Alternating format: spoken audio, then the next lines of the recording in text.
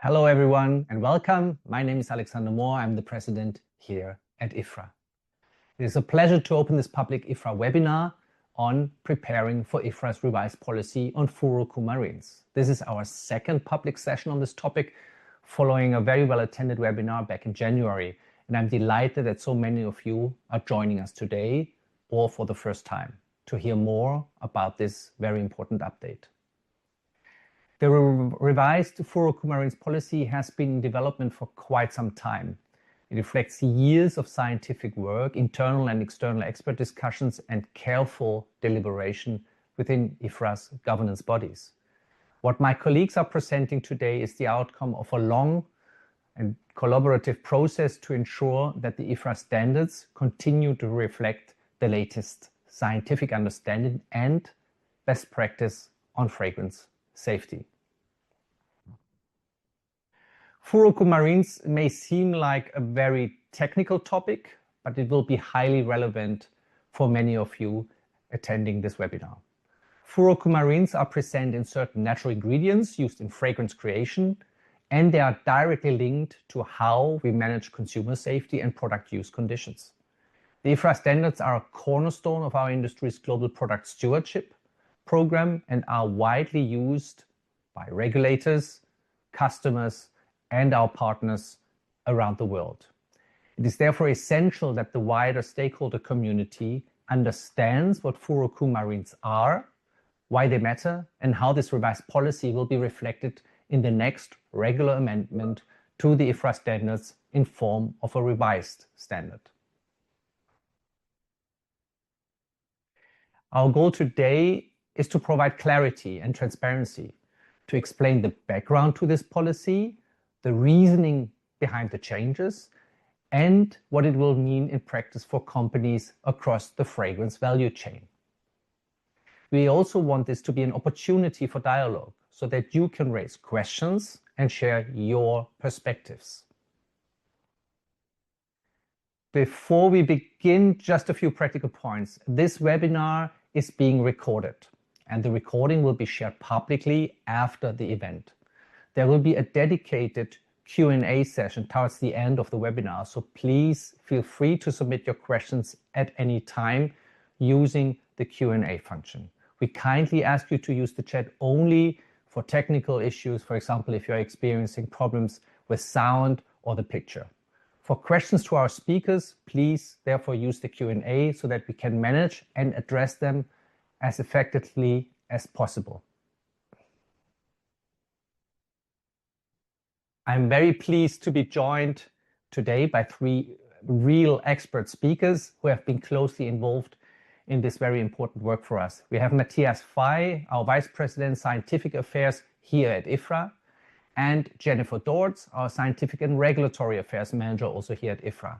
And we have as well Jennifer Cocchiara from dsm-firmenich, the chair of the IFRA Risk Management Task Force. So already a big thank you for all three of you for attending today. Thank you all for taking the time to be with us. With that, I would now like to hand over to my colleague Matthias for his introduction on the revised furocoumarins policy and today's agenda. Thank you, Alexander, for the nice introduction, and also a warm welcome from my end to everybody attending. Good morning, good evening, good afternoon from wherever you join us.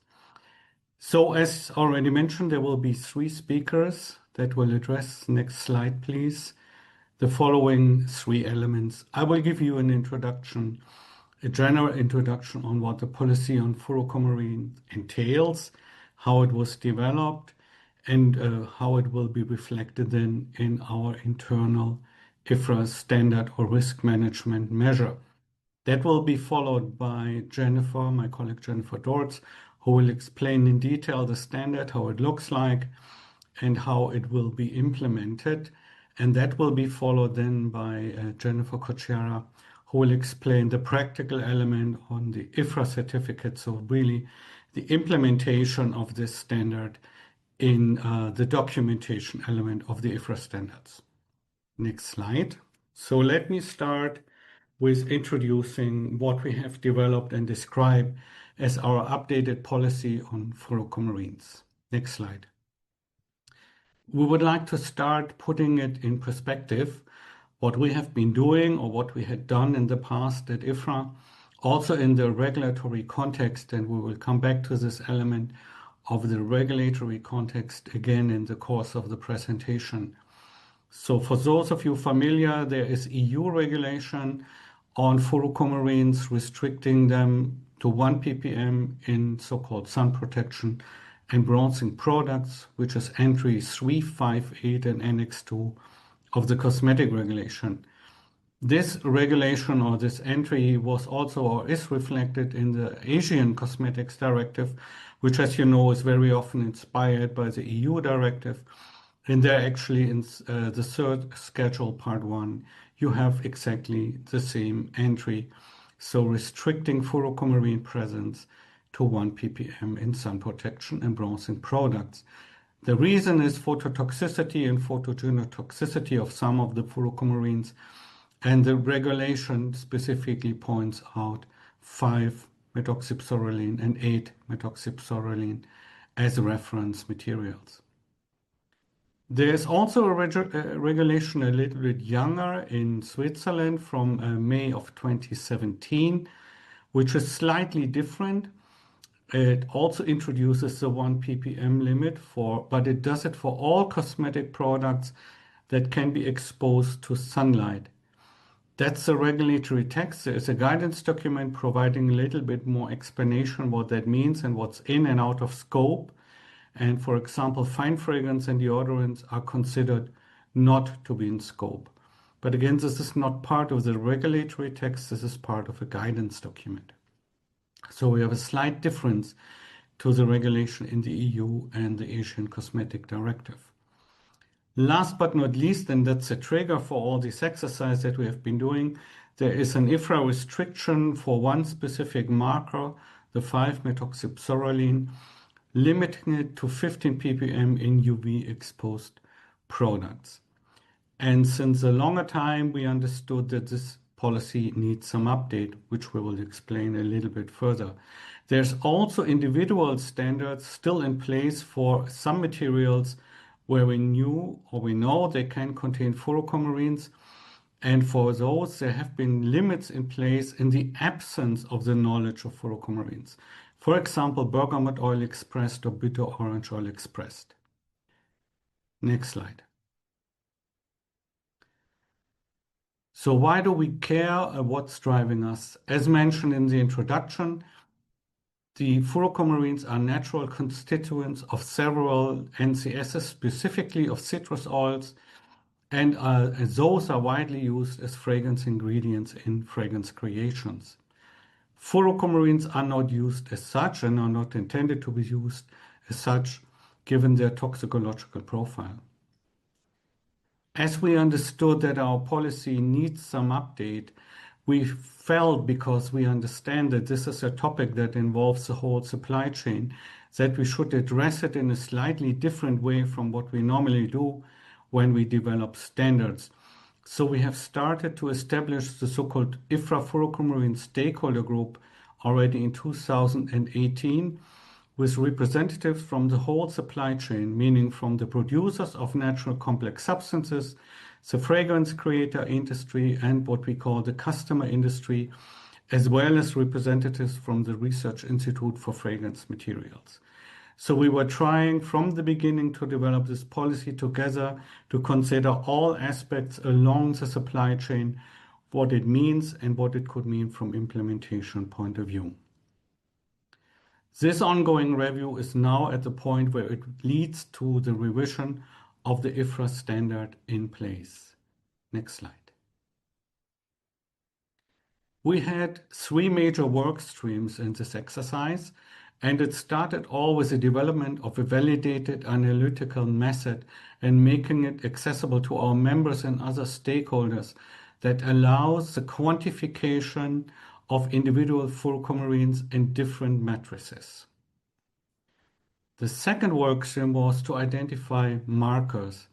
It's clear, or it became clear from the beginning, given the variety of furocoumarins out there, that it would be meaningful and necessary to have defined markers to work with those to be quantified and those to be referenced in the policy and in the standard as an element to quantify as a basis for subsequent risk reduction measures. And we did that.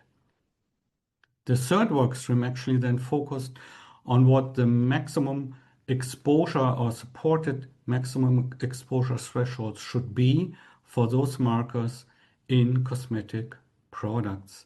And actually for IFRA, it goes beyond cosmetic products as cosmetic, household detergent, or products in scope of the IFRA standard. Next slide. So here we are. This is the outcome of our work after several years in this working group and with a lot of consultations in between, about which I will talk in a minute. So here we are with our 8 markers that we have identified based on their toxicological profile.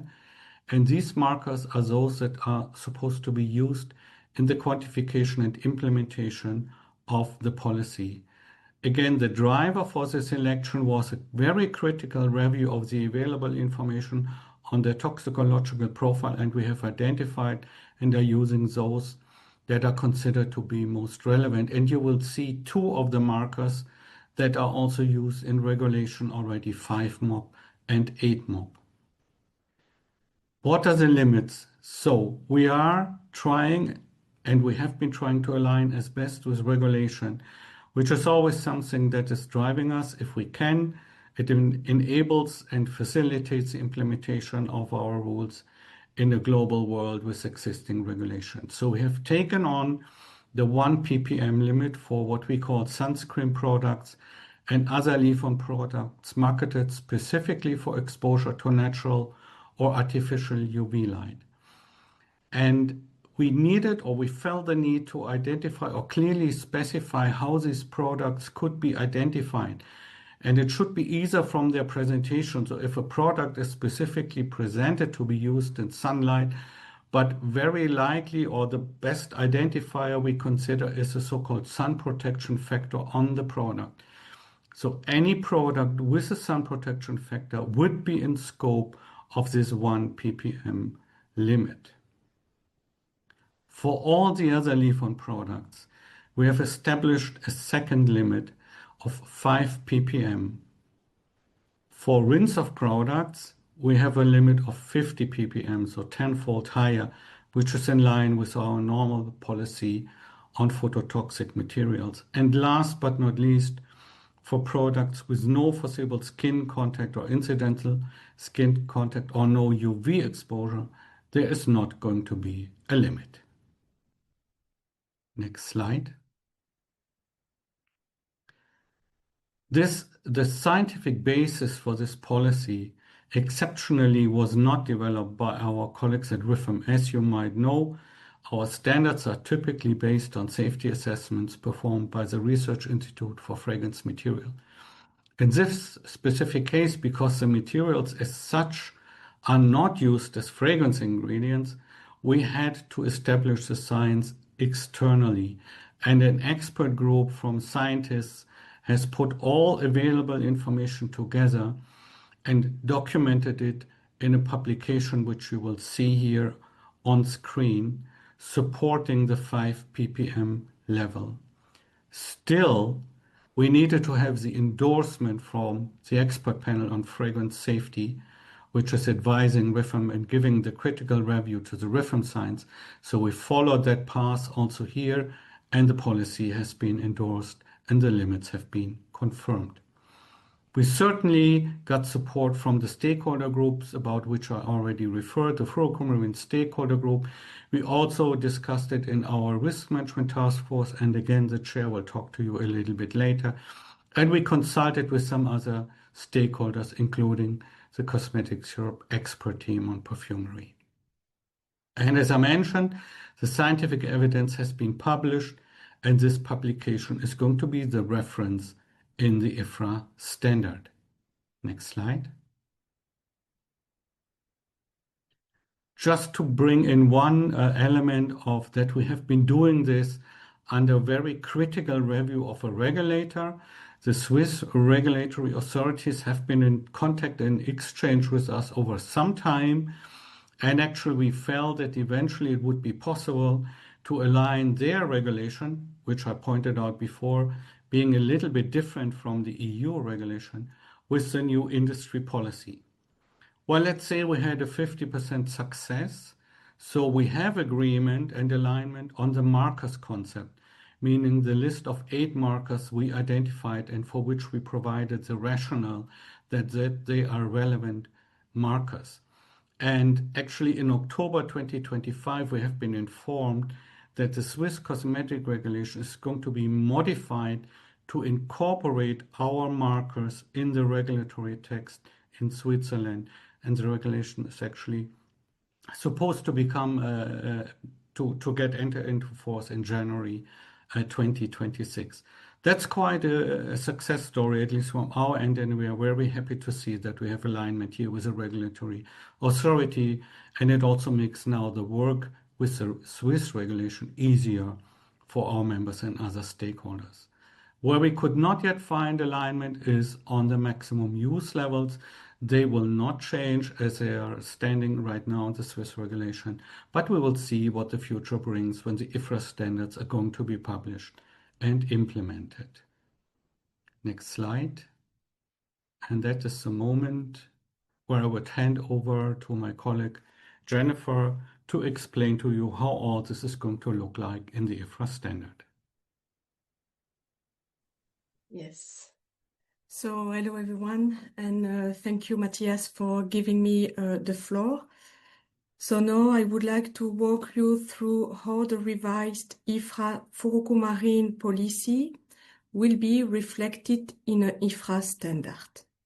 And this will take place as part of the next regular amendment to the IFRA standard, which will be the 52nd amendment, for which a public consultation is expected towards the end of the year. So, as you can see here on the slide, several existing standards currently address the phototoxicity potential of furocoumarins found in certain NCS. The table here comes from the current guidance document, which is available on the IFRA website. But the situation will evolve with the 52nd amendment and will bring some updates. So, from a change management perspective, there will be 2 main updates to highlight. First, the current standard, which now only limits the bergaptan content to 15 ppm in UV exposed product, will be renamed and will reflect the new policy to include 8 furocoumarin markers and 3 threshold limits for skin contact product.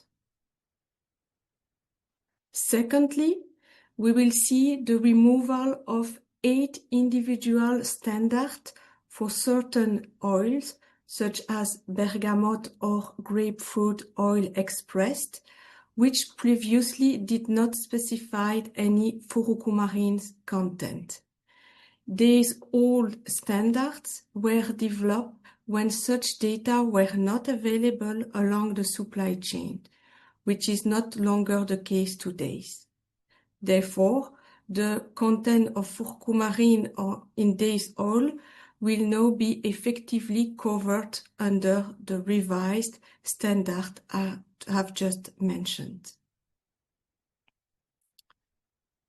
Let's now take a closer look at the revised standard itself.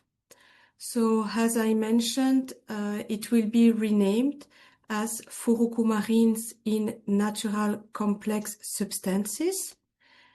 It will be part of the 52nd amendment. It will list the CAS numbers of the 8 key markers, showing both their generic CAS number and their name and synonyms. The standard will also include an historical overview showing the name change and the implementation dates for clarity. It will remain a restriction standard with clearly defined limits. So as Matthias already mentioned, there will be 3 maximum threshold limit for skin contact product. So either 1 ppm or 5 ppm for leave-on product and 50 ppm for rinse-off product. And there will be the note box in the standard that will explain when the 1 ppm limit applies and will also provide details on the revised policy. And finally, on this note box, there will be a mention to the annex on contribution for other sources. And this annex will include typical levels of these 8 furocoumarins markers within a non-exhaustive list of natural complex substances commonly used in the fragrance industry. In terms of timeline, so as I mentioned previously, we are expecting to launch the public consultation of this 52nd amendment towards the end of the year, with a formal notification for the 3rd of the 4th quarter of 2026. Regarding the estimated implementation timeline, they will generally follow the same structure as previous amendments.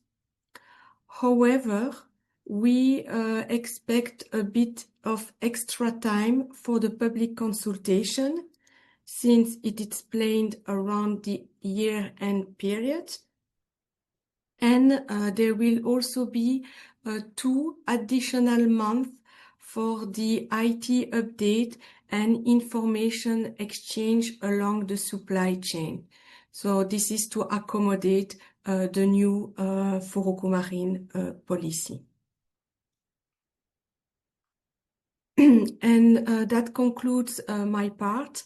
So thanks for your attention, and I will now hand over to Jennifer, who will cover the final part of today's webinar on the IFRA Certificate of Conformity. Great. Thank you very much, Jennifer. All right, so with each amendment to the IFRA Code of Practice, there are certain buzzwords that you'll hear around the industry within the fragrance houses, within the customer companies. We think about things along the line of impact, change management. And with that, we put together, through the Risk Management Task Force, we put together a subgroup that would really look to deal with the furocoumarin policy.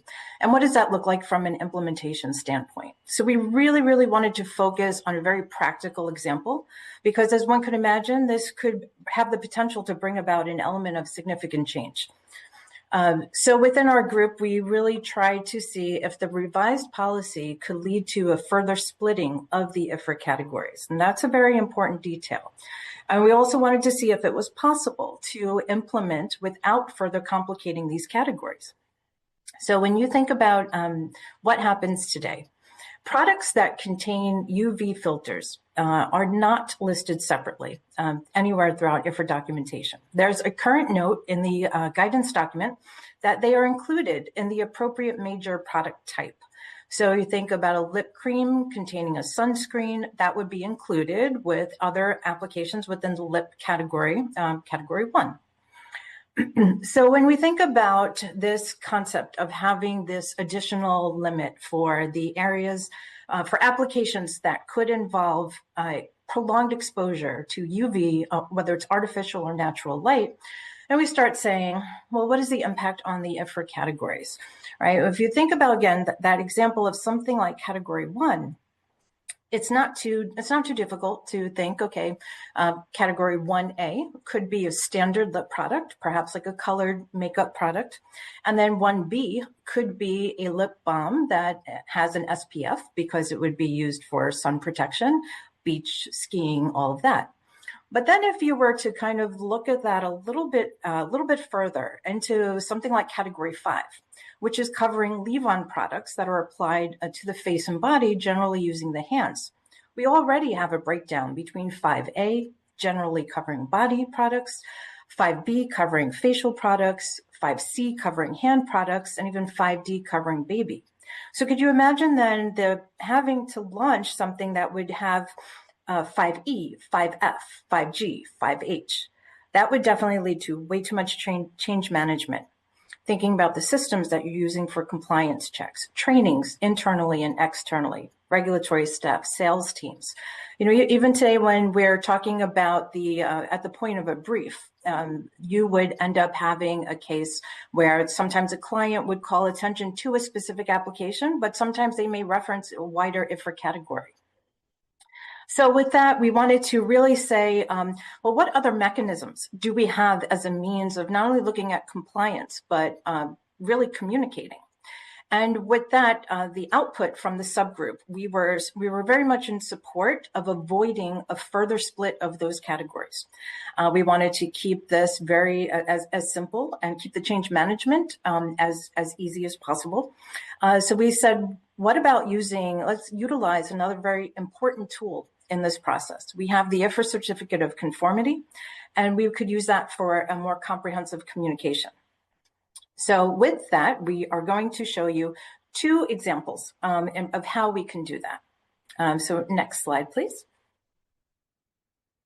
But before we start with that, I would like to also take a look at what we currently have today. Now, here's this attachment that you see here came from the current IFRA guidance document.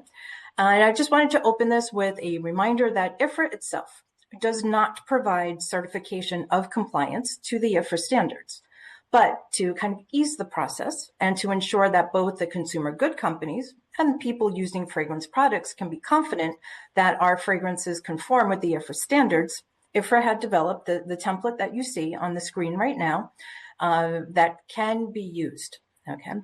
So it's important also to note here that this template is suggested guidance. It does contain some details that are compulsory and optional, but the look and feel overall and the style can vary from one company to another.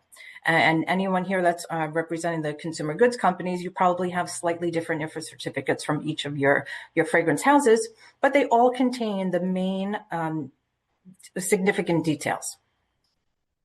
Okay, so Jennifer, next slide, please. So what we did here, now what you're seeing highlighted in green are just elements that are changed. We took little pieces of the current template for the IFRA certificate, did a bit of a cut and paste here because we wanted to save space and really highlight the most important parts. So one option for how to manage this in the IFRA certificate is to introduce a column next to it. So today you would have something that says, okay, you've got category 1. We had proposed to modify the text to say more the usual maximum level of use %. So that first column would represent the maximum use level that is determined using the 5 ppm leave-on limit for furocoumarins that are covered by the new IFRA standard. Right, so again, you saw from Matthias as well as from Jennifer, what we have is it'll be 1 ppm for the areas that are exposed, products that involve exposure to natural or artificial UV light protection or offering UV protection. And then you would have, so 5 ppm for a standard leave-on product, but an additional 1 ppm for the lower level. So one option is to present that visually in a side-by-side, covering all of the possibilities. Now, again, with this being a suggested template, please don't forget that the IFRA certificate, it's open, that you could offer it for one specific application that your fragrance submission is for, or you can take a multi-category approach. So we thought for the purpose of illustration here, it would be best to highlight that multi-category approach.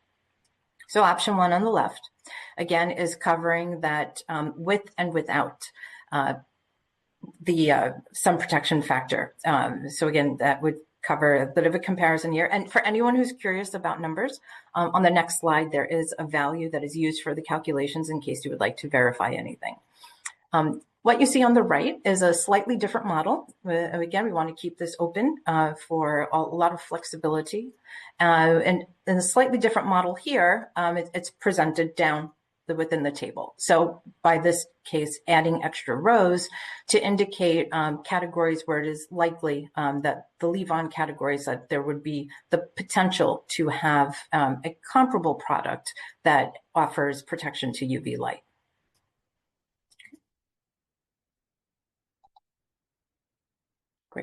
Thank you. Now we go to the next slide.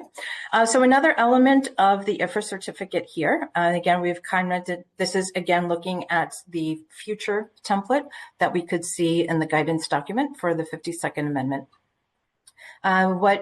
There would also be important to explain in that certificate, what does the additional column or additional rows mean? So we suggest to carry over the same footnote that is in the actual IFRA standard. So we would have this highlighted green at the top and the asterisk really just addressing that the 1 ppm limit for furocoumarins applies to the leave-on products, et cetera, et cetera. Then in addition, you do have optional information where sometimes there is a disclosure of the presence of IFRA restricted material. So here's just a very simple way that could be adapted. And then on the left, you'll see the numbers that are used for anyone who wanted to make any validations and take that deeper dive into the draft template. Okay, next slide, please.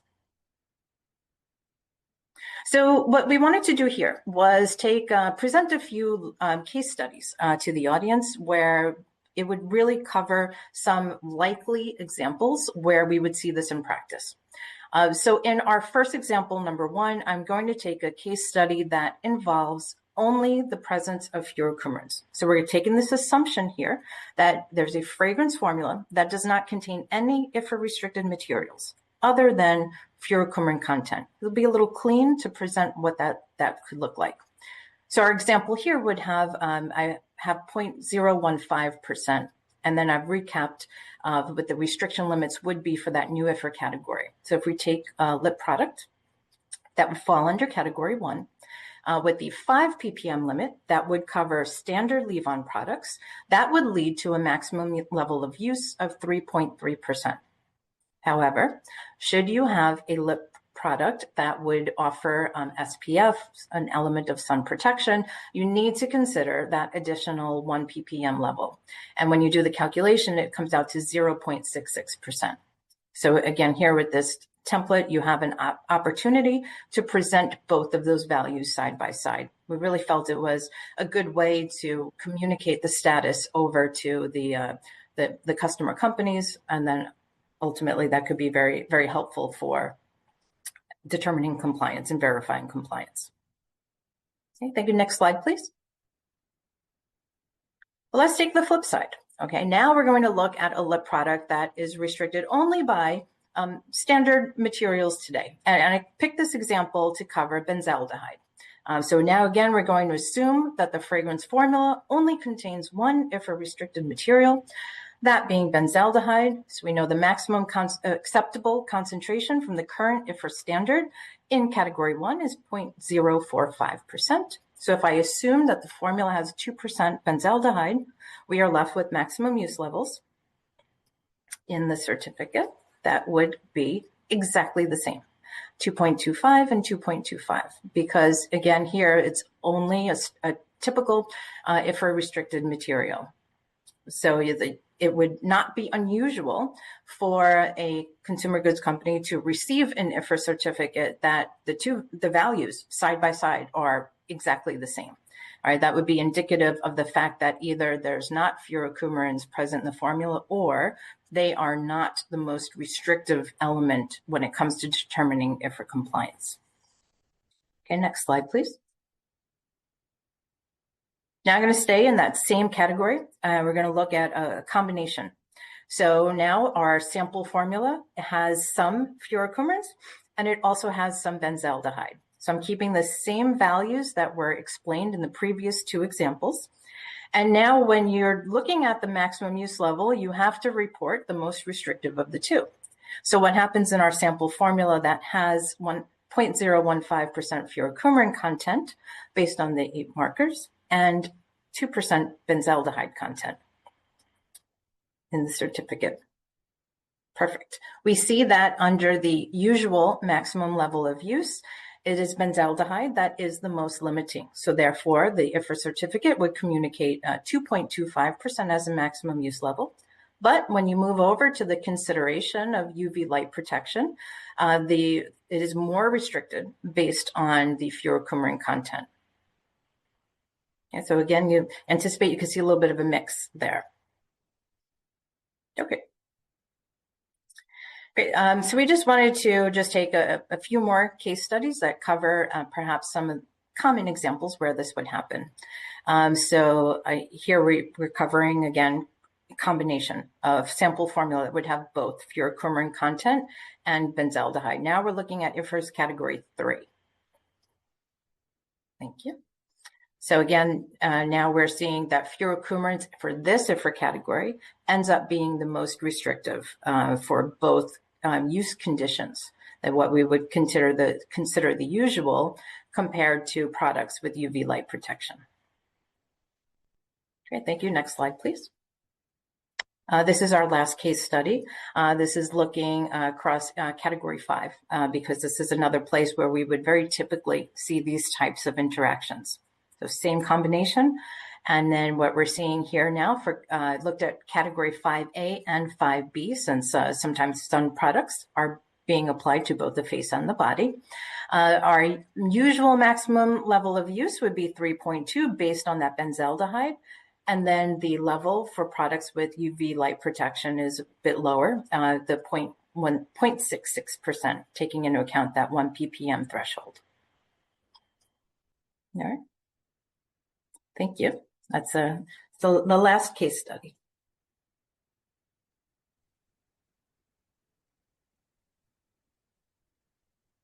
Thank you very much, Jennifer. Thank you very much, Matthias, and the other Jennifer as well. I'd now like to invite you all back on screen. We'll now move to some questions. I will read them out. I will be off screen, so there's more space so that people can see. We have a few questions already in the Q&A, and one of them is actually 3 questions. So we'll start with that now. I'll read it out, and then whoever wants to take it up can do so. For everyone watching, please do not hesitate to start writing the questions in the Q&A bar just below. This is your last chance, so to speak, and when we run out of questions, we'll end the session. So please go take the opportunity to write the questions in the Q&A now, and we'll soon start reading them out. Thank you. Right. So in the meantime, let's start with the first question. It is from Marcos Giannini. There are 3 questions, but they're quite closely related. There is there a revised furocoumarins quantification method using LCMS? And the second question related to this is clearly, in addition to raw materials, is there a furocoumarins testing procedure for finished formulas using LCMS? Yeah, I can take these questions on. As you say, they are related, Charles. So yes, there is a publication of a method on the IFRA website. And there you find, first of all, the description of the HPLC method and a lot of details on the marker substances and the quantification approach. But this method also makes clear the limitations which the poser of the question has already pointed out when it comes to more complex matrices, already starting from fragrance mixtures. Then actually there is a need to move to LCMS, and that's also documented at the same place. And the next question I would actually hand over to my colleague Jennifer, and I think that many of them are also related, which is where to find information from our end on quantification. But I'll let Jennifer address this. So which The question with regards to the content of furocoumarins in naturals, that's the one? Yeah, the documentation, Yeah. whether will be updated information on the FC content from our end. Yes, so I saw 3 questions related to that topic. Along with the consultation that we will launch towards the end of the year, there will be the annex from on contribution from other sources, and in that document you will be able to find a non-exhaustive list of natural complex substance with indicative level of furocoumarins. So the document will be made available for public consultation towards the end of the year. And this document and information has been compiled with the great support of the IFRA NCS's task force. So it has been a great effort from the group to look into those furocoumarin content in NCSs. So I guess that's, yeah. Yeah, indeed. Thank you very much, Jennifer. There was a question by the same person as before, by Marcos Giannini, who asked, where can I find a data history of essential oils testing results? This would help us understand the furocoumarins levels expected for raw materials. That's what I just said. Those data will be made available in the annex on contribution from other sources. Yeah. So it's more or less the same question, unless I understood incorrectly. It's very closely related. And I think that then also answers the next question, which is how soon will the list of NCSs with their typical furocoumarin contents be available for members to look at? It will be available as soon as we launch the public consultation. So it's still planned for the end of this year as a Christmas present. Right. There we go. So, well, there are no open questions. We were expecting somewhat more questions, so if people would like to, now is the opportunity to write those questions in the Q&A. I know there. Good. Thank you. Good. People are working on it. Good. So, from someone else in the chat, an anonymous attendee, will there be any change on other phototoxicity substances such as dimethyl anthranilate? I don't know who wants to take that on. I mean, to my understanding, and I'm looking at my colleagues, there is no other standard related to phototoxicity aspects as part of the next amendment. No. Good. And a question that we helpfully prepared for yesterday and ahead of this meeting is, will the furocoumarins in the NCSs be declared individually as each of the 8 markers or as a sum total? I can take that one. For the purpose of calculation for compliance, it is the sum of the furocoumarins that are relative to your formula. And recommendation for communication would be along that same vein, since it is the most relevant to the overall compliance. You can think of it the same way with total rose ketones. A lot of times you'll have that value expressed in an IFRA certificate as the combination. I know that's a bit different on the fragrance allergen side, but for IFRA purposes, it's the total that is the most relevant value to determining compliance. Thank you very much, Jennifer. Very, very clear. Then another question, which I think is quite important, perhaps for Matthias. For consumer products being sold in Switzerland, is the recommendation to follow IFRA revised standards or the Swiss authority values? Yeah, I'm happy to take that. It's a good question, but it's also an easy question. So in any way, if you sell a product in Switzerland, you have to follow the Swiss regulation. if you happen to be an IFRA member, you also have to follow the IFRA standard. So you have to verify which restriction is more stringent, and then you have to apply the respective restriction. So for IFRA members, you always have to follow the more stringent one, and for those who, in brackets, only follow the regulation, you anyway have to follow the regulation.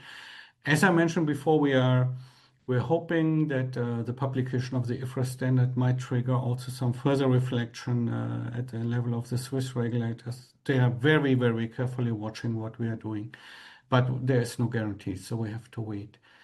I'm not sure I understand the follow-up question and in Annex 1. Yeah. Maybe some of my colleagues has a better understanding. They've just written a next bit. Will the 8 markers be specified in Annex 1 for the NCSs? There is no Annex 1 anymore. I mean, since the 51st amendment, Annex 1 and Annex 2 has been merged. So we only have one annex, which is called the Annex on Contribution from Other Sources.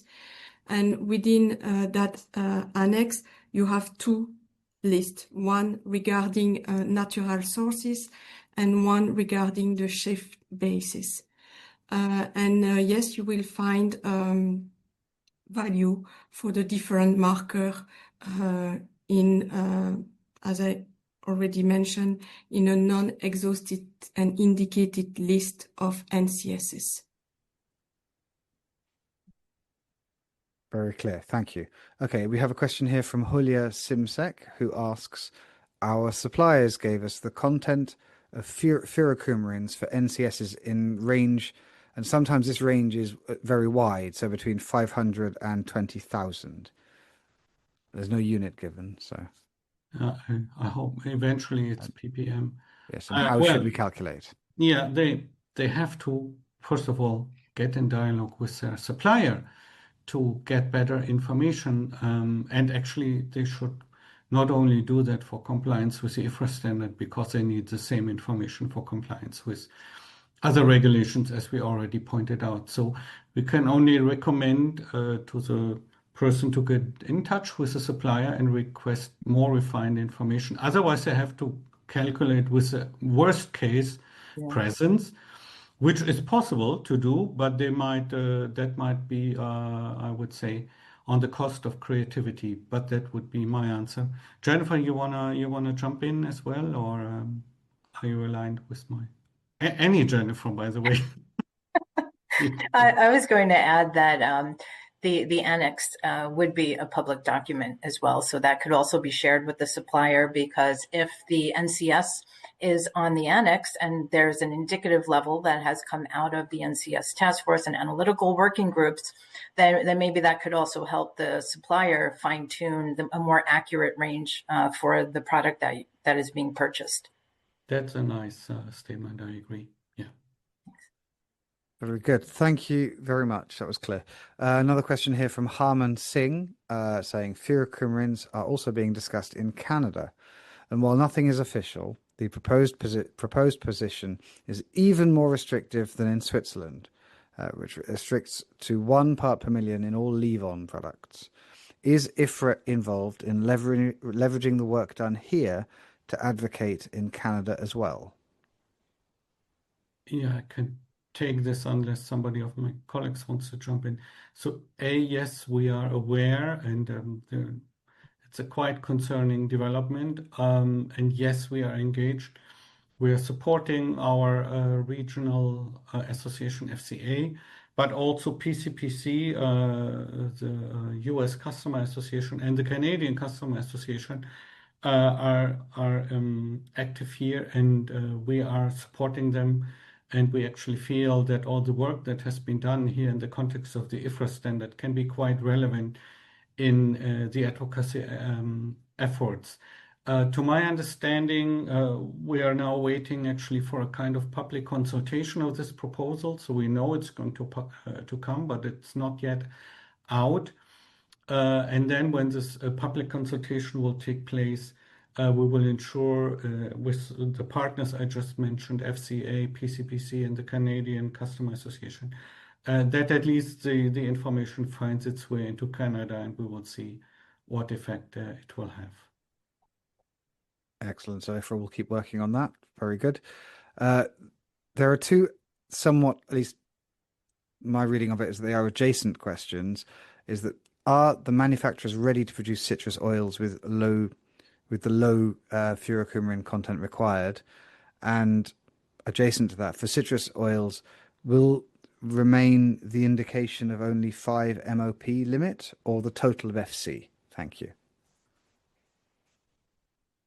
So are manufacturers ready to and able to produce citrus oils with the low furocoumarin content required? I can give it a start, but I would really like my colleagues to jump in. My wording would be they should be. And as we mentioned before, we have in this furocoumarin stakeholder group engaged also with major suppliers of of citrus oils from the beginning. And at least from those, we got the information that they are in a position to produce compliant products without problems. And that was, again, because we understand the impact in the supply chain, that was one of the reasons why we have expanded our communication approach and already doing it since years so that the supply chain is, or at least should be ready for this new policy. And the second question I think was already answered. It is the total of the 8 markers that should be looked at. The 5 MOP is not going to be the reference marker anymore when the new policy is going to be in place or when the new standard will be in place. Thank you. Any further comments from Jennifer or Jennifer? No, I think Matthias covered everything perfectly. Okay, very good. We'll give a few more seconds for people to add questions. There were 2 audience members who raised their hand, Carmen Rodriguez and Laurie Punch. Unfortunately, we can't allow you to speak directly in the webinar, but so if you have questions, I'll give you a few minutes to open them in, a few seconds to put them in the Q&A. But if not, I will give the panelists an opportunity to say a final few words, if they like, sort of a message to take home if they have one. So with that, yes, perhaps Matthias, you'd like to, if you have a closing remark, now would be the time to give it. Sure, as long as it's not going to be counted as his famous last words. I would say those who have not been able to raise a question, feel free to reach out to the Secretariat, write to us. We will try to help as best as we can. And again, the consultation is going to be another chance to make or share observations and make comments on the proposal. And also the webinars and the information letters are out there. So if people have requests, we are always happy to share. Indeed. Jennifer and Jennifer?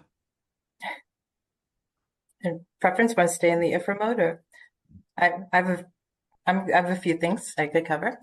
I would just say thank you to everyone for their interest, and thank you to the IFRA team. It's been really interesting journey, and I'm excited we're at this point. I say with the practical example that I presented and utilizing the IFRA certificate is a great tool for communication. But I would just say at the end of the day, development of fragrance products that we all enjoy is truly a partnership between a fragrance house and a consumer goods company. So with any good partnership, you would have plenty of communication. So I would say that the tool, the IFRA certificate, is going to be an outstanding reference that can be used, but it should not replace ongoing dialogue between fragrance house and customer companies for the ways in which you want to implement this.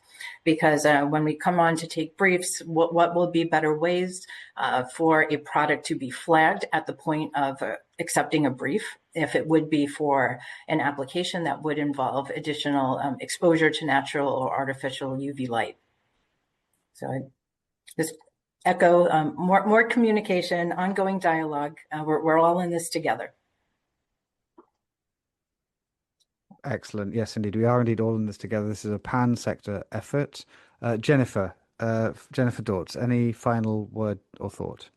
Not really. I think my two colleagues already covered the most important part.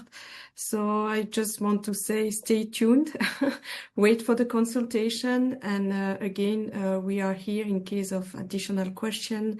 And we're really looking forward to your feedback during the public consultation. For us, it's really important to have this 6 months of public consultation during which we collect all the feedback on the furocoumarins or on the standard in general. So yeah, I really encourage you to participate to the consultation. So stay tuned. Thank you very much, Jennifer. And indeed, thank you to all three of our speakers today, Matthias Vey, Jennifer Dorts, and Jennifer Cocchiara. Thank you also to Alexander Moore, the President, for introducing this session. As Matthias has alluded to, you can happily write to us with follow-up if you have questions after this session. You can do that by writing to info@ifrafragrance.org. That's info@ifrafragrance.org. This session will be made available to registrants immediately after the session. We will upload it to our Vimeo server. And then a month after that will be made public more generally. So you get a month of exclusive access because you registered for this. With that, thank you very much to all 350 people who took the time to join us today. This has been a very well-attended webinar, and stay in touch for future webinars of this kind from IFRA. Thank you very much indeed. Thank you. Thank you. Bye-bye.